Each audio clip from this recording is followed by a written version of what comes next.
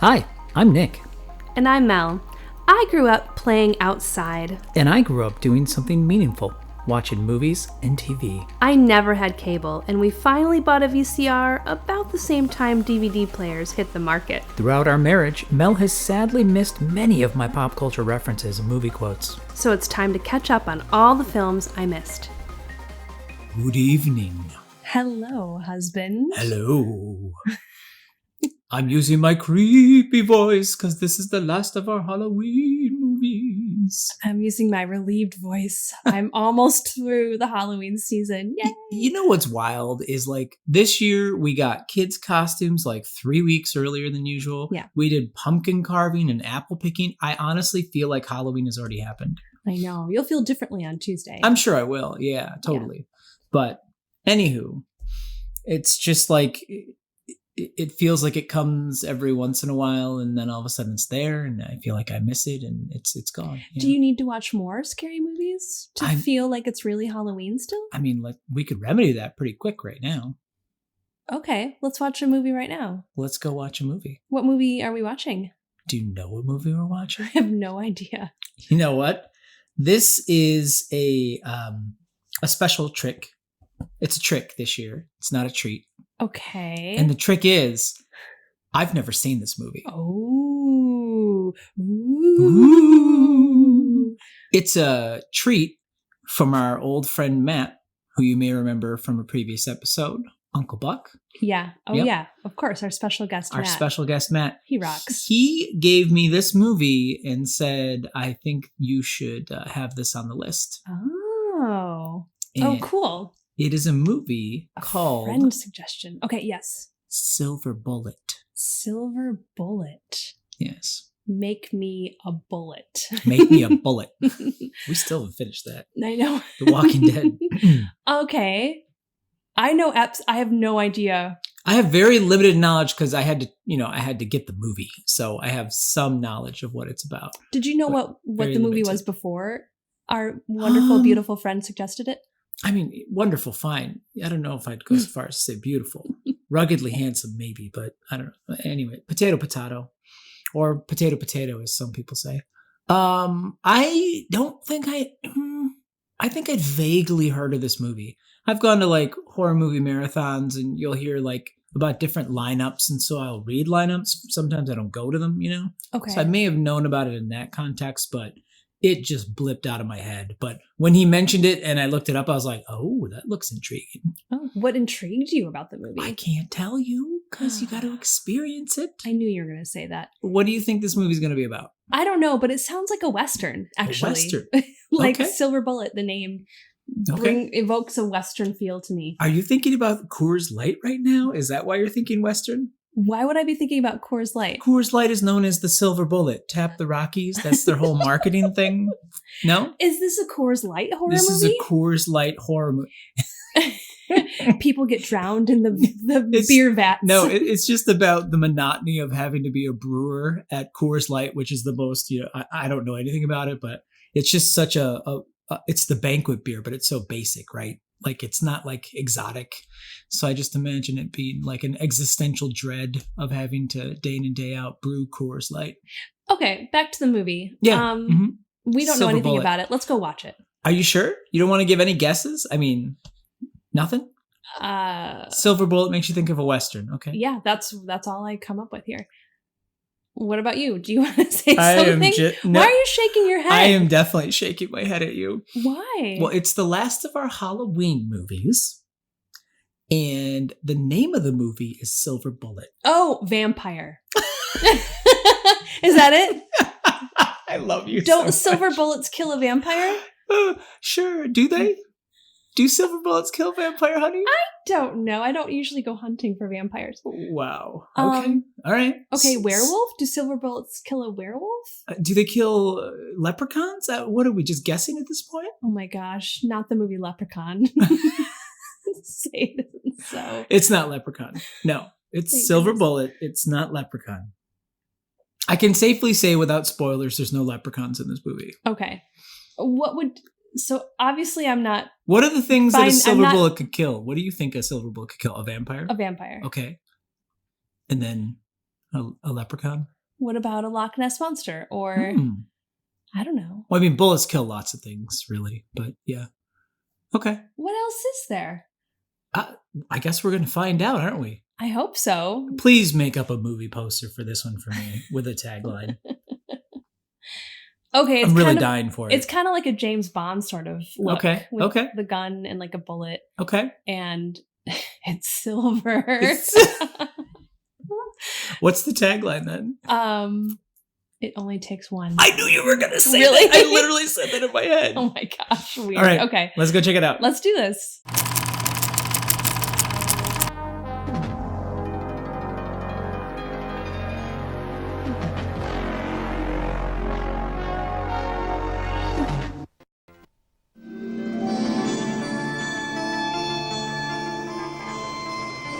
It began in May.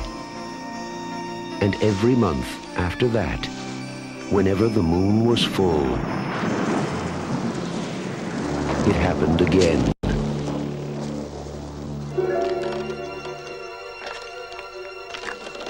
And again.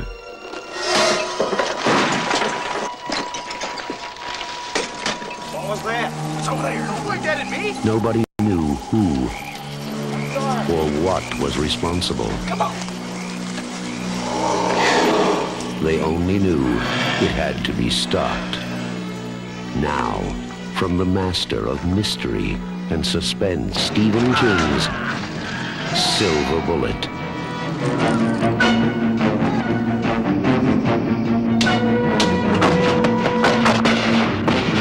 Silver Bullet, the last glimmering hope.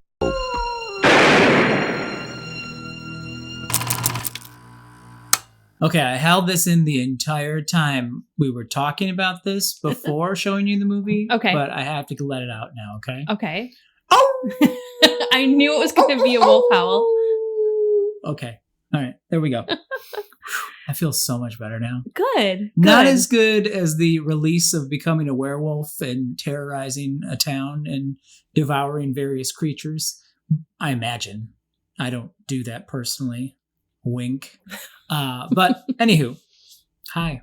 Hi. Where are you at? Where's your head at? Well, I was just going to say, we just watched Silver Bullet. Mm-hmm. And do you know what makes me feel good? What makes you feel good? Watching a Stephen King film adaptation. Really? Yeah. It's, most of the time I agree with you. There are some mixed bags with some film adaptations, though. But I don't think I've ever... Sorry, I'm going to my mental palace of all the ones I've seen. Okay. I don't think I've ever been like... Yeah, I think overwhelmingly it's a positive experience for me. Mm-hmm. They're familiar. There's something really familiar about it. Mm-hmm. The people in his movies are like down home, hometown people. Yeah. The sets, like everything just feels really familiar to this kid who grew up in the 80s and 90s. I was going to say it's very much a lot of them are very 70s and 80s licious. So they've definitely got the time capsule factor going. So if you feel like taking a little trip to, I think the movie's supposed to take place in 1976, if I remember right, but it's filmed in 85. So it's like got an interesting blend. You just said some numbers that I will immediately forget, but I will not forget. I'll quiz you later. Okay. You won't forget what? I will not pass the quiz. Yeah. Gary Busey, he was in this film and all of a sudden I like him. Whoa. He was really good in this film. I don't even know why I know him. I know his name and I know his face, but you don't know why you know him? I don't know. Melissa. What is he famous for? Melissa. What? Okay, my response is not to you saying, what is he famous for? My response that I just said there is like, I can't believe you're allowing me to do this, but Gary Busey starred in the first film that we ever watched for this podcast. He starred in it. He was one of the starring roles. It was a supporting starring role, but it was very memorable. So you want me to remember the first film? You don't remember the first film of our podcast? It wasn't The Lost Boys. It was not The Lost Boys. And it was not Point Break. It was Point Break. Oh, yes, it was Point Break. It was Point Break. And he was in it. He was in it. I'm there. I am present in my mind. Have we officially hit the point where we can start rewatching movies because you've forgotten about them? Maybe. Okay. No, not yet. We're getting close, though. Back to Silver Bullet. Yes. Okay, Gary Busey. He's amazing. I will give Gary Busey this. He is the most Gary Busey of any Buseyest Busey that's ever Buseyed on this earth before. Do you know who they considered for the role? This would have changed the whole movie. No, who? Another kind of big, lovable guy. John Goodman? No, but he is. John Belushi. Not a John. Oh. I could keep going. Wait, no, it is a John. It is a John. Got you. Do you know another John who's big and lovable? He's no longer with us. Oh, John Candy? John Candy. John Candy. It would have been totally different. I think Gary Busey was the way to go. Yeah, I agree. John Candy, though, like, if you're channeling his Uncle Buck. I know. Which is also another weird tie-in because we're watching this movie because of our friend Matt. Oh, yeah. And he's the one who recommended we watch Uncle Buck, that's spooky. Spooky. So, John Candy. Wow. Now, first off, I did love Gary Busey in this. The craziness of Gary Busey fit very well. He ad-libbed like a lot of his lines. Yeah. Mm-hmm. He like, I think probably to answer your question, though, his most famous role, he did Buddy Holly.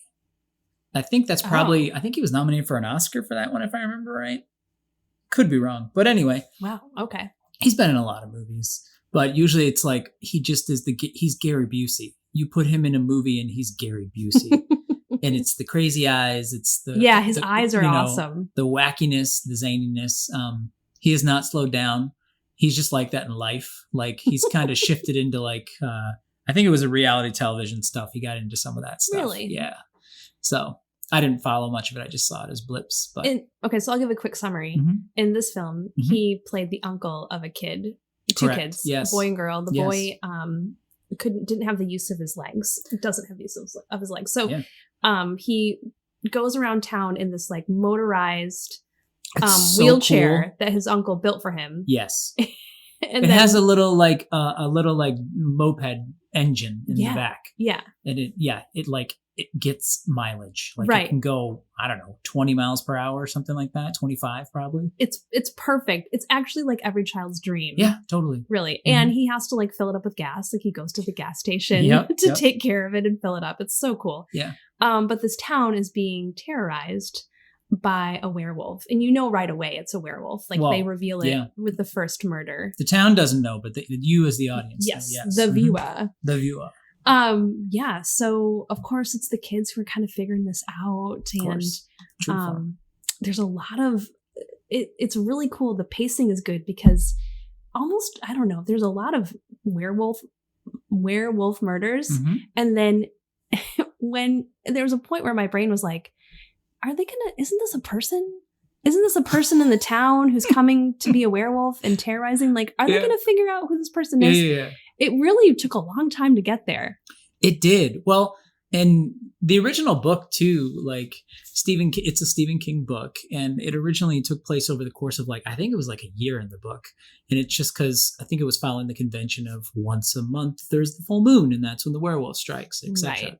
So in the movie, it kind of tones it down a bit. It's just a few months versus like an entire year, but you definitely get that sense of like, hey, there's this crazy stuff happening, and it just kind of blips in.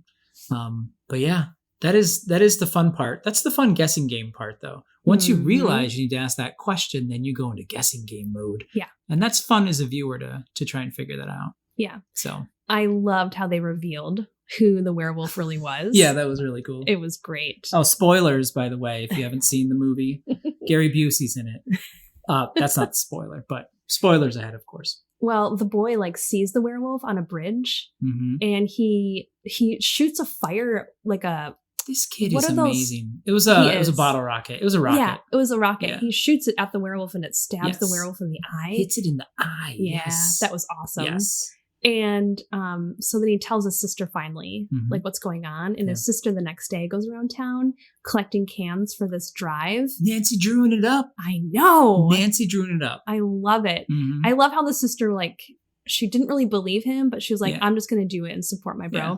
She'd been kind of mean to him up until then. Life was hard for her, and she was taking it out on him. Parents were total, stereotypical 70s, 80s parents where they're like, oldest child, take care of the other child. I don't want to deal with any of this, so please. Yeah. So her burden was a little bit heavier because he had a lot of care needs. But so she goes around town, she's collecting bottles, and it's this great, like, going door to door, and no one has an eye patch, no one has an injury until they do a lot of cool reveals too, where you'll see a person come around a door frame and they'll just peek at first, and then the other eye slowly comes in the scene. Yeah, they had fun with that, and then finally you see that it's the priest. Yes, gasp.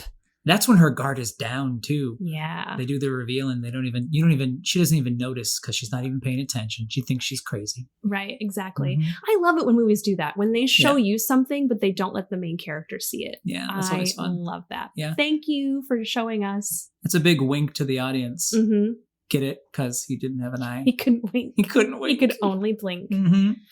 Oh, he was bad to the bone. Yeah, he was a really interesting character. Like, I feel like obviously, I had totally seen this movie. That was like within the first 3 minutes of watching it, I'm like, I've totally seen this movie. And I literally saw it at a movie marathon. So I probably saw it at like 3 a.m. after I've been watching movies for 15 hours or something. Plus you saw it as an adult, so it didn't have like the mark. Totally. It didn't leave its mark on you. Like, didn't leave the mark of the werewolf on me. Yeah, true. But the priest, though, they do a lot of cool stuff. They leveraged his character really cool, where the clues they gave you could just be him being that role in the community, like his concern for the community, things like that. So it was a really cool, like, they try to lead you down the path and back again. It was nice. Also, his lack of words to say at a funeral. Like, he just kind of seemed like at a loss. Yeah. And now we know. Yeah. It's like, well, and he just gets worse as it goes because he just embraces it. So yeah, that's an interesting thing too. I'd probably, if you watch this again, Melissa, I'd probably just focus on his character to see how he plays it, because it's an interesting progression. And the thing that I was left wondering, right, having known the plot line, I think I remembered he was the killer. Were they trying to communicate in the story, right? Like that during certain times of the month, he has less like moral quandaries with what he is. Because there were times when he was fully human and he just literally tried to kill Corey Haim. He tried to run him off the road with his car. Yeah. Fully human. Not werewolf mode at all. Yeah. That would have been a whole nother hilarious thing to see a werewolf driving a station wagon, but I digress. So, like, you get this sense early on that he has remorse about the killings.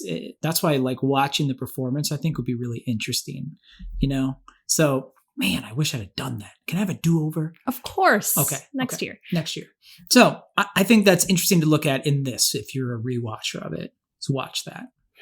That is Reverend Lowe, by the way, played by Everett McGill, which he has such a unique look. Yeah. You kind of look at him and your first instinct to go, that's a bad guy. It's like the cheekbones, and he's got he looks like he should be in a Wild West black cowboy outfit with a little, what's that called? A sash or a scarf tied around his neck? A little black scarf? Handkerchief? Yeah. A kerchief. I did kind of feel from the beginning there was going to be something, because it's Stephen King, because it's a priest, and because he had that face. You kind of see it coming, but at the same time, there's so much else happens before you figure it all out that you can forget about it. But totally. So that leads me to wonder about the whole werewolf thing. So first of all, yes, some werewolves aren't aware of what they're doing at all. Correct. But he was aware. I think in the movie, he was definitely aware. He was aware all the time. And then because he was justifying it. How was he justifying it? Well, there was one where a woman was about to commit suicide. So he saved her soul by killing her. Right. Because she was murdered instead of suicide. Yeah. So, yeah. But then he also kept things from the murder scenes in his garage. Yeah. Which is weird. I think that one wasn't intentional. Most, and this could be werewolf baggage I have, okay? All right. But but you're absolutely right. Most conventions, it's just people understand that they become a werewolf at some point because they get the clues afterwards. It's like when you black out, you have no idea what happened. There's just a memory blank in your space. In your mind, you think about it. Memento. Yeah, exactly, like Memento. So I think because of all my werewolf baggage, he just as a werewolf, like had the thing in his hand that he had been like the case you're pointing out is a baseball bat. Right. He brought the baseball bat home, but he had killed that person with the baseball bat. Yeah. So as a werewolf, I just assume he ran back and he finally made it home. And then all of a sudden he's human again. And he's like, oh, I got the bat. Where am I going to put that? He just throws it in the garage. Or maybe the werewolf part of him was like, I have a stick. I need to go home and bury it. Why wasn't it buried? He de-wolfed it just in time. Right. Otherwise, he would have started digging it. It was buried under cans. Yeah. That doesn't quite count. The outtake is like there's a human with a bat in his mouth and his hands are digging in the dirt. He's like, wait a minute, what am I doing? Oh, I'll just put that in the garage. Okay, so the silver bullet thing. Mm-hmm. Okay, so when you said silver, the name of the movie is Silver Bullet. Yes. And I was like, oh, vampire. There's a lot of beer in this movie too, for the record, because the Silver Bullet connection of Coors Light, remember? Yes. There's a lot of beer in this movie. Yeah. Sorry. I don't know what else to say about that, but yes. No, that's all you have to say. So Coors Light rocks. Coors Light rocks. Banquet beer. So, I don't know what I was going to say now. Vampire and werewolves. Silver. That's what you're saying. So does silver kill vampires too, or is it only werewolves? This is a serious question. I know it is. And I have to actually answer you now because we're not in the before the movie now. Silver, it's a mixed bag. Silver in some lore and movies, silver can hurt or harm vampires, but it's not. It wouldn't kill them. Like sometimes if you behead a vampire with like a silver sword, that will kill them. Other lore, it's like you need to take out the heart. And that is, it's got to be wood when you take out the heart. Right. Okay. So it's like a mixed bag. You remember Blade? Blade has his silver sword with Wesley Snipes, and he even has silver stakes. Yeah. So, that one's not lore, that's more comic, and that's like immediate too. Yeah. Like the silver, as soon as it comes in contact with a vampire, they're like toast. Yes. So it's kind of a mixed bag. Like silver's more like, I think if I were to give my professional opinion, which I'm not a professional, I've just watched a lot of movies and TV shows and books, read books, is silver is harmful. So like it is a distraction like garlic would be. It's like in the realm of kind of like a double the pain of garlic. Okay, so bringing it back to the werewolf. In werewolf lore, silver is deadly. Correct. Okay. Do you know where that comes from? Goldsmiths? Goldsmiths? Well, no, wouldn't they want gold to be valuable? I don't know. I was thinking of like the whole eat more chicken. Eat more chicken? No, it was... oh man, it predates Stephen King. It sure does. So the silver one originates. It's like a very, it's a nod. It's an homage, and to the story called "The Beast of." I'm not French, so I'm going to butcher this. Gévaudan. I don't know. Lovely. If that's, thank you. It's a really famous werewolf story. In that one, they have like. As a part of the story, just flavoring in the story, there was this family and they had this heirloom of a crucifix and it was silver and they melted it down into a bullet and then they asked the priest to bless it and then that became the thing that could kill a werewolf. Now it's such a popular story that when the werewolf story started getting retold in different manifestations, that kind of like trickled in from that. So cool. So now like well established in the lore is silver bullet kills werewolf, which I mean by that logic you could just have a silver sword and stab it in the heart. I don't know why it needs to be a bullet, but anyway. Interesting. Okay. Yeah. I want to see Mythbusters find a real werewolf and go, all right, we're going to test today how fast a sword has to go before it can kill a werewolf. And they like launch it at different trajectories into the werewolf's chest. Wow, this is a great idea. Do you have a favorite werewolf? Movie or werewolf like kind? Well, movie or story or like your favorite. Oh man, there's so many. Some of them I can't mention to you because you haven't seen the movie. I like I'm of two minds. I like the versatility of the werewolf, and I actually like werewolves a lot. Like the metaphor of how the duality of man, right? Like he's battling his lizard brain or his base self, etc., whatever. Like I really like that core and the struggle. So that's always interesting to see that. Like a person in a movie, you really want a self-contained experience that you can connect with as a viewer. where you're like watching it and you can feel the arc of the story and it feels real to you.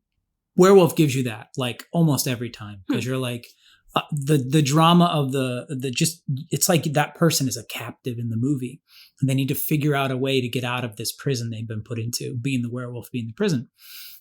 All that's to say, it's very versatile too. Like Monster Squad, which have you seen Monster Squad? Monster Squad? I don't think so. Oh, is that a Disney thing? Goodness, I'm not saying anything else, but I'm so happy right now. Okay. It's a movie, whatever. We might watch it in the future sometime. Whatever. Your nonchalance is working. Thank you. I can be really nonchalant when I want to.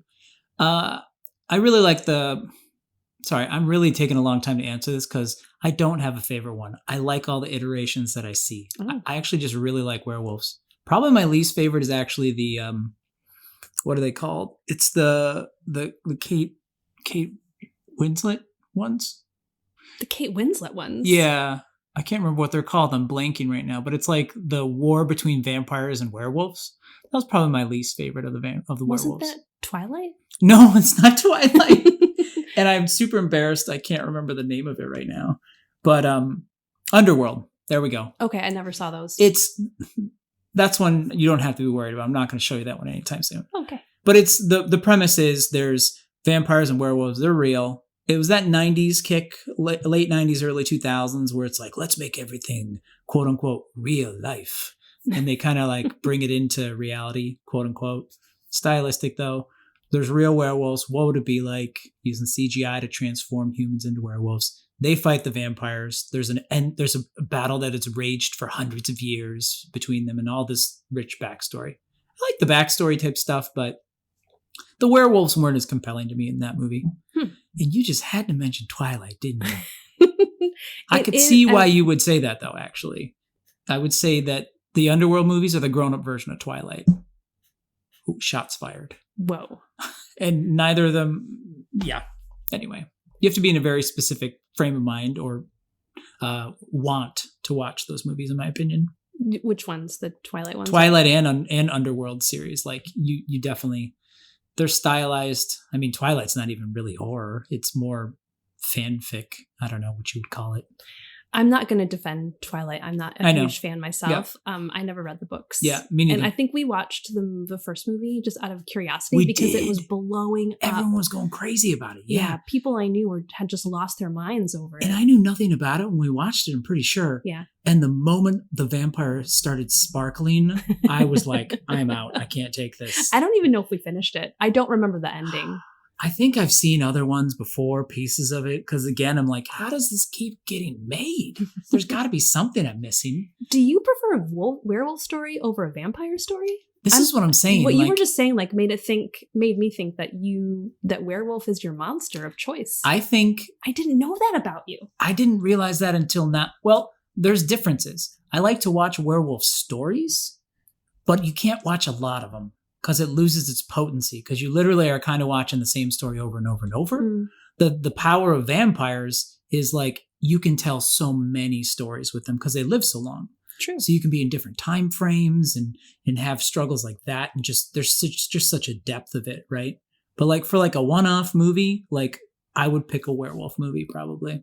So back to our werewolf in this movie, The Silver Bullet. Yes. The producer was super unhappy with how the werewolf looked. And I just like, the story's great. And I loved the movie, but the effects don't hold up. I had to defend it to you because I was like, well, you see, back then. Yeah.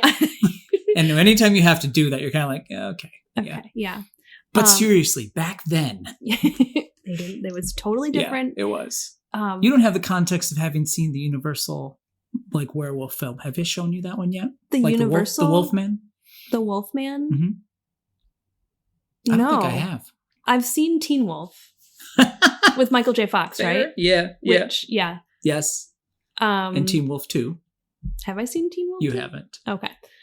But no, the other one you just mentioned, I haven't seen yet. Tell me more about the costume though and the displeasure. Well, it was insulting to the actor who did it. Yeah, the actor, wasn't he like a classically trained dancer or something like that? Yes. And his whole deal was he could do stuff like that. And the producer was like, this is horrible. Yeah. Yeah. Poor guy. and I don't know if that has anything to do with this, but the director of the movie, he never went on to direct another movie, but he did so many TV shows that you know and love, the world knows and loves. I haven't seen that one. Okay, so there's a couple shows that he did. You gonna make me guess? I'm gonna make you guess. Okay, all right. Strong female character. Alias. Yes. Alias. Okay. Strong female character. Buffy. Yes. Yes. Are you cheating? No, I have no foreknowledge of these questions. Okay. Let's see. Here's another one that he did. A show that my brother likes that has a lot of comedians on it. I haven't watched it yet. Parks and Rec? No. Oh, that Waiting? No. Danny DeVito. Oh, It's Always Sunny in Philadelphia. Yeah. Okay. Yeah. Okay. Another show that like the world was watching, and it's one of in my top 5. Lost. Yeah. Which explains the whole Terry O'Quinn connection. Oh, yeah. Yeah. Yeah. I think we need to come up with I don't know, maybe a 10 degrees or 15 degrees of Terry O'Quinn. I don't think he can go quite to the Kevin Bacon status, but he, every time we see him in a movie, you and I always get excited because of Lost. I had no idea he did so much before Lost. Yeah. He had a whole life before he Lost. Did. He wasn't born the week before. It's like realizing your parents were people before they had you. It is. It is like that. I love it. I love it when he pops up in a movie where when I see his name on the credits, I'm like, yes, lock and load. Yes, totally. Okay, one more that he did just because it's fun to make you guess. Yes. Another strong female character, actually. More current, and we have not finished this series. Oh my goodness, we haven't finished it? I keep trying to, but we are not. No, we finished it. The flight attendant? No, not that one. Oh. Is that a strong female character? That's a broken female character. I mean, no, she's strong. She's the lead in it, and she doesn't go fully insane. Wow, strong female character in a show we haven't seen. We haven't finished. It's a period piece. A period piece? We're going to the Catskills. Oh my goodness. Wow. The Marvelous Miss Maisel. That's right. That's right. I lost that one. I didn't get that one. Wow. But there's a good reason we don't finish that one, though. It's so good that you need to stretch it out and you don't want it to end. I know. But yeah, anyway. Wow. We kind of glossed over Corey Haim. We should talk about Corey Haim. This was before he got super famous. Yeah. Uh-huh. And he's super adorable. Yes. And you can see the star power happening in it. He's a really good actor. Yeah. And he did a great job. And he was 13 when he made this, I think. Mm-hmm. So, first off, all of what you just said is true. There are a couple moments where I was like, how could a kid, it's impressive that he was a paraplegic and that the things he could do were amazing. They did a scene where he climbed down a scaffolding with just his arms. He didn't use his legs at all. That was amazing. It was great. It was cool. But he was just fun. He's one of those actors, especially at that age, and you just are immediately invested in being a kid again as a viewer. Mm-hmm. Like that weird excitement you have and curiosity you have as a kid before you are so dismissive of most everything, because you're busy with life as an adult. He does a really good job of getting you into that. Yeah. It's the innocence? He has an innocence. His face is it's cute. It's like an every kid face. Mm-hmm. Do you know what I mean? He has soft features and piercing blue eyes. So it's almost like you're transfixed. You're kind of sucked in. Hypnotized. Yeah. That's true. Mm-hmm. Yeah. And he just, you're right. I think it's partly the writing too, because I think Stephen King is really good at drawing you in and true. Bringing you back to being a kid. Yeah. Hashtag Stephen King credit. Yeah, definitely. You know what happens after this movie's done, right? No, what happens? This family discovers a life-changing surgery, and he gets the use of his legs back, and the parents divorce, and they end up moving out to California into a coastal town where there's some really strange things that happen.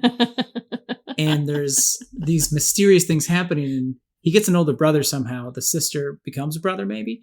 And and then they have to figure out what's going on. Wow, you're And going he gets a dog named Anook as well. You're going to start tying everything to the Lost Boys, aren't you? I'm going to call it 2 Degrees of Lost Boys. Yes, 2 Degrees of Lost. Lost Terrio Quinn. Boom. I know. Sorry. Go ahead. Well, one thing I thought was really cool is that this is like the place where the movie takes place Mhm. is part of Stephen King's like alternate world. Yeah. So it's it's like World building, yeah. Mhm. yeah, Mhm. it's like a neighboring town to where Pet Cemetery took place, Yeah. and where I think also the town where that Yep. all happens. I think they mentioned Pet Cemetery too. Like they mention a cemetery of some sort in the movie, if I remember right. Oh. Yeah, it's just a little nod. Yeah. Cool. Mhm. I love how he does that too. I like it when directors kind of like flesh them out and build them out like that. Kevin Smith did that a lot with his movies. True. Yeah, that was fun. He's got his fictional places too. It's always fun. Mm-hmm. It's neat. So if you were any character in this movie, who do you think you'd be? I would like to be one of two characters. Either the older sister, of course, because she's like, she really comes around and helps save the day.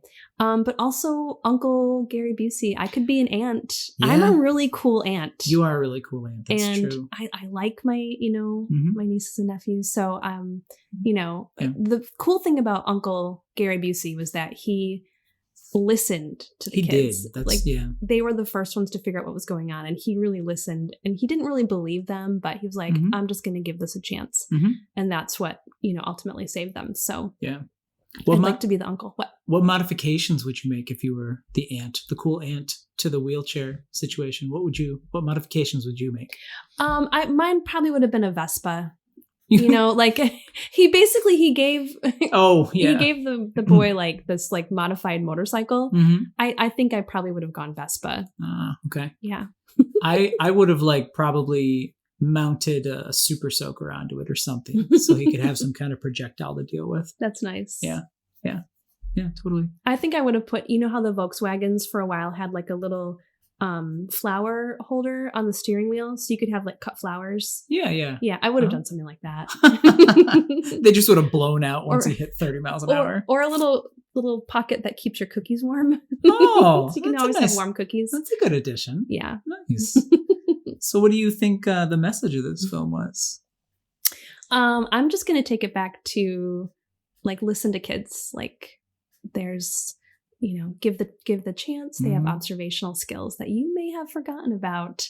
I know you're going to take it in a whole other like werewolf struggling with your animal instincts. Oh. Well, aren't you trying to paint me into a corner? That's my guess for you. What's your message? I was going to agree with you, shockingly. I was just going to say it's a Transformers movie. There's more than meets the eye on a lot of different levels. Nice. You never know about the people around you and what's going on with them. And you never know when someone's going to notice something that you don't notice. More than meets the eye. So you got to be attuned to those things. Slow down. I guess that's the other phase. You have to slow down in order to do any of those things, which is what Gary Busey's character did. Yeah. He just spent the time and listened. Yeah. Wow.